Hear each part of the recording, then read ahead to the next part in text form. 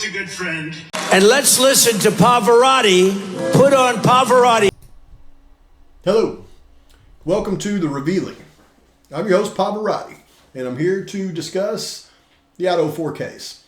As a disclaimer, this channel is for entertainment purposes. These are my opinions, not here to slander anyone, so I will be providing some information. All the information that I provide, I will be discussing, and any of the opinions that I give on the information are mine and mine alone. So let's get started.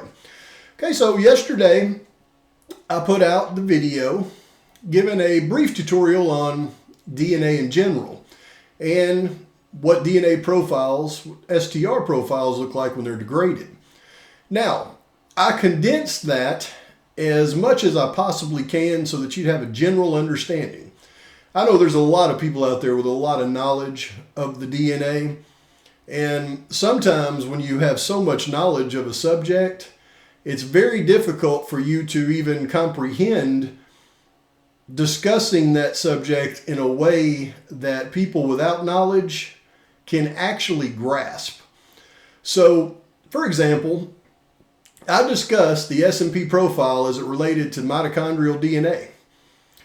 Yes, I'm very aware that you can find S&Ps in the nucleus of the atom as well. However, that wasn't discussed because it would have just been extra information that I don't feel like was necessary or pertaining to the discussion that I was having. All the information that I covered is going to pertain to what I am discussing in this 4-part series. And I think you'll grasp that a little better in this episode, because in this episode we're going to go a little bit deeper. What I wanted to get across in part 1 was the process, how mitochondrial DNA is different from the nuclear DNA as far as maternal and paternal traits.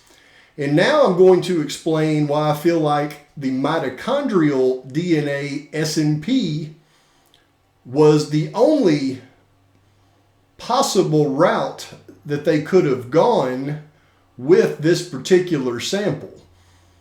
And by the end of this video, again, this is going to be educational hour, folks. I know it's not real exciting, but I feel like it's information that we all need to clearly grasp in this case. So let's keep learning. Now, part 3, I'm going to show you why I feel. In part 3, you're going to have to come unbiased. I mean, if you believe that lab personnel, law enforcement personnel will not do anything nefarious, that's not the video for you to watch. What I'm going to do is show you what I believe they did in the lab to create a profile that they could then match to Bryan Kohbergers' buccal swab. And I'm going to do it with real data. However, if you believe that law enforcement is impervious to nefarious actions, it's not the video for you. And then in part 4, I'm going to have to be very careful. I'm going to break down the crime scene, and I've already put the slides together, and I'll be very frank, I'll probably have to do a members only edition of part 4 and then a normal YouTube edition, because the scene that I put together to actually demonstrate what happened and to prove that that's not Bryan Kohbergers' Sheath, they're very graphic.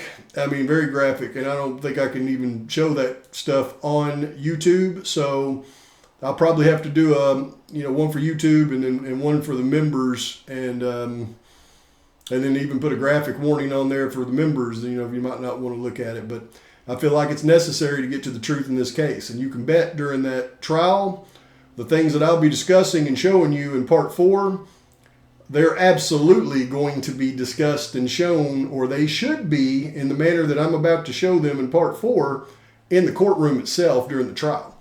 So with that being said, keep your thinking caps on, and let's go back to class. Okay, folks, this is the DNA part 2. Now, in part 1, I showed you this.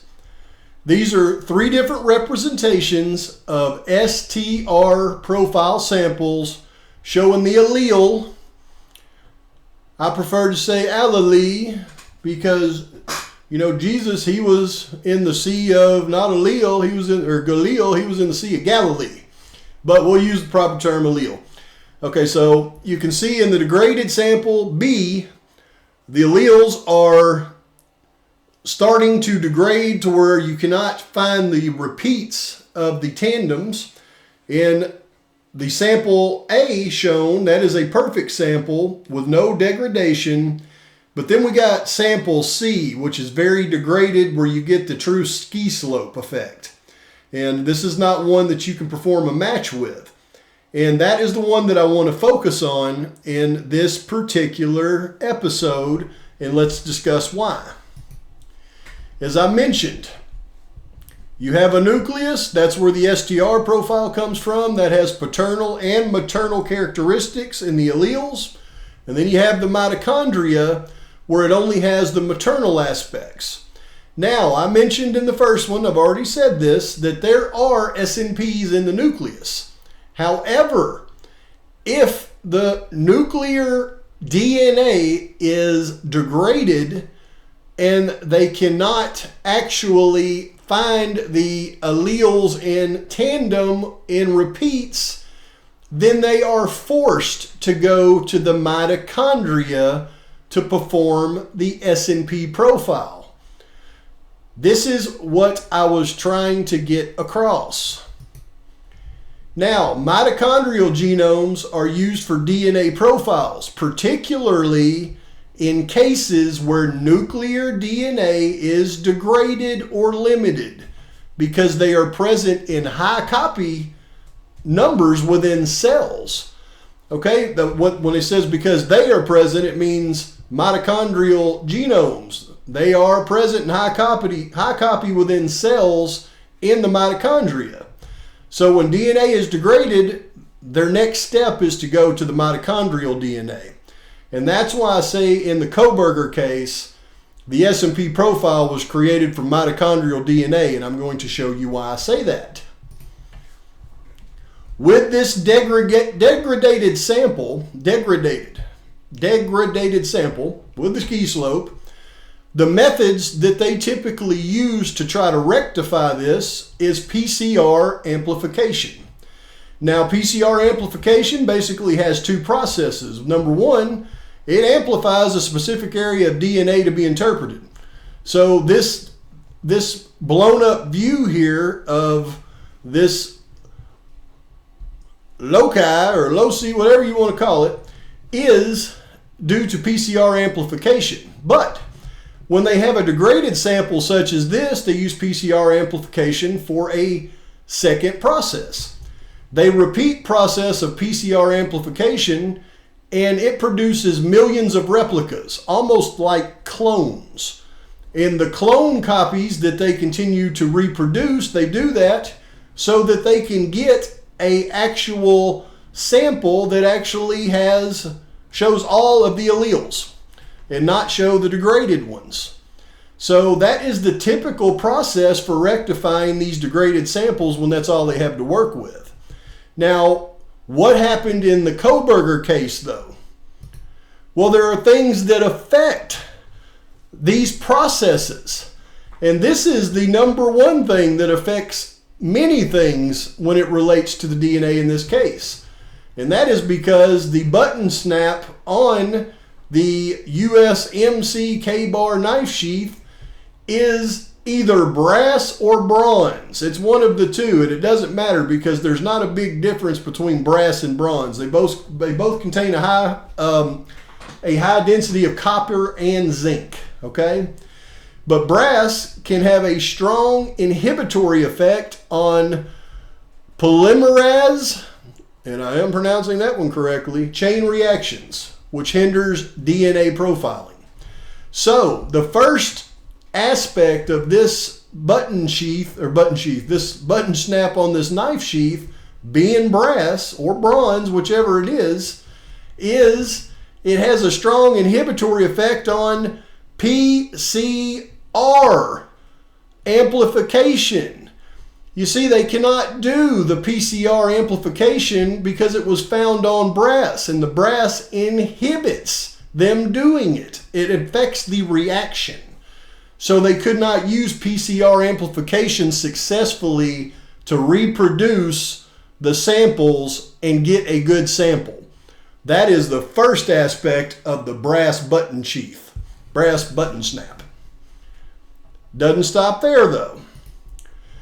When we talk about touch DNA degradation, which is what we're discussing in this series, because of the sample being degraded because of the sample being degraded, that is the whole reason for sending it off to Othram, folks. But you can see peer-reviewed studies have shown there are 3 factors that contribute to the degradation of touch DNA. Those factors are UV light, temperature, and humidity. Now, UV light, as you know, comes from the sun. Now, all of the samples conducted in, controlled experiments produced under UV or put under UV light causes extreme degradation to the sample within a few hours. So direct sunlight on touch DNA will make it just nothing. Now, temperature also affects it. High temperatures degrade DNA faster, and high humidity degrades DNA faster. So when you're looking at touch DNA, the conclusion to that is touch DNA found outside exposed to UV light from the sun in high temperatures where high humidity is present should not even be used at all. So we have to give that one to them now, because the knife sheath on King Road was found indoors. So the humidity was low and the temperature was extremely low, and there was no direct UV sunlight to affect the sample. And if those 3 factors are present, then it actually takes 7 days to degrade a sample of touch DNA that's found on non-porous metal. So that means that DNA sample should be good for 7 days, good and strong. We're in trouble. No, we're not. Because later studies showed that metal ions present in brass, primarily copper and zinc, so bronze would be included in that, interact with touch DNA by binding to the negatively charged phosphate backbone of the DNA molecule, which can cause structural damage, disrupt the double helix, which leads to degradation. Touch DNA found on non-porous metal, on a non-porous metal object containing primarily copper and zinc, causes degradation within 8 to 12 hours. So because it was found on a brass or bronze button snap, it would have degraded that touch DNA within 8 to 12 hours, folks. How long did it sit underneath Maddie before the Idaho State Police crime lab technicians got in there and removed the button snap to even start the process? Well, we know it was more than 8 to 12 hours. Now, this is something that is a separate conversation, but this is something the defense team needs to be aware of if their investigators have not dove into this deep enough. And that is standard operating procedure on how you extract touch DNA from just a simple metal object that's non-porous. Non-porous just simply means smooth, right? So if you look at the industry standards, and the reason that I bring this up is because I've watched so many of these experts, so-called experts on TV, explaining techniques, and a lot of them talk about removing the DNA from the button snap of the knife sheath with an MVAC. I've watched them so much that I've even repeated it in some of my videos. But when you really dive in and start educating yourself about this stuff, you'll find out this. When it's a non-porous material, you can see if it is a fabric, then an MVAC needs to be used. But if it is non-porous metal, and that means steel, aluminum, brass, doesn't matter. If it's non-porous metal, an MVAC is not to be used according to the industry. A sonicate soak with chelating agent or a tape lift is to be used. Now in trial, you can bet the attorneys will attack processes. Standard operating procedure, did they follow all the steps they were supposed to follow in every aspect to gain the evidence that they garnered? For example, for you attorneys out there, on a DWI case, one of the first things attorneys will attack on a DWI case, especially if the person has blown into the breathalyzer machine and registered a number that was over the legal limit, the first thing that the defense attorneys will do is, or a good defense attorney would do, would be to request all of the records for that breathalyzer machine and make sure, and then they would get the standard operating procedure for operating it, and then they would make sure that the officer that performed the breathalyzer followed every step of that machine that was supposed to be followed, including did they clean the machine. Very, very detailed stuff when you get into an actual trial on this. So that is something the defense team needs to know. Did they use an MVAC to extract the DNA from that metal button snap? Or did they use a soaking agent or a tape lift? That was a side note, but I just wanted to throw that in there just in case they're watching. So here's the conclusion to this. When we have a degraded sample like this, that they cannot complete an STR profile because the alleles are not repeating, then the sample was degraded due to being touched DNA on a brass object. Over 8 to 12 hours, it causes the degradation. Only a partial sample could be produced using the nuclear DNA methods. They could not fix that with PCR amplification because of the inhibiting factors of the brass on the button snap.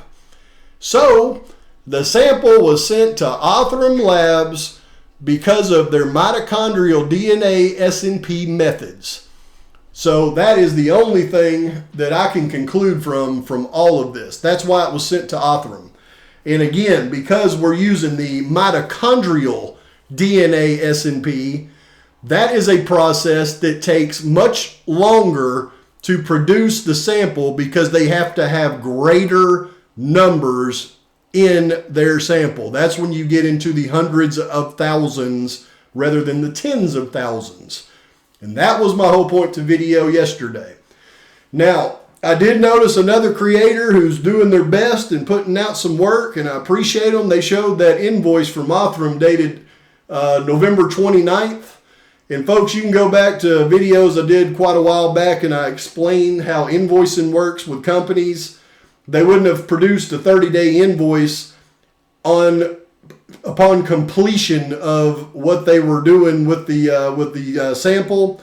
The sample would have been sent to them on the 29th, and when they invoiced them from the start of the work date until the end. And I went through this in detail in a previous video, so if you have questions about that, there's your answer.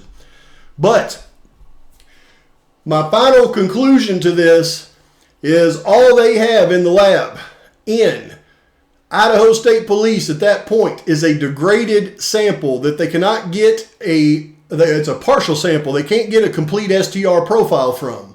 So they're forced to send everything to Othram Labs for them to start a mitochondrial DNA profile with the SNP method. In the next episode, I'm going to show you how they took this degraded sample and they completed it nefariously, in my opinion. So folks, what I'm starting to learn with, especially with this YouTube stuff, is doing a video is not just entertainment, providing information, providing your opinion. Entertainment, you have to say that. But it's mainly presenting an argument. It's really what it's like. It's presenting an argument, because once you present an argument, you know you're going to have many people that are going to have an argument of their own. So for folks on YouTube, when they present an argument and they don't back up their argument, they leave too much of an open door for people to tear their whole hypothesis apart. I'm learning that. So because I'm learning that, now when I present an argument, I literally have to go through and pick fly shit out of black pepper and put the information in there that's backing up my argument if I want it to actually be something that is of relative value. So I hope you appreciate it. I appreciate you. Please like and subscribe to the channel. Post your comments, thoughts, criticisms. Till next time, Pavarotti's out.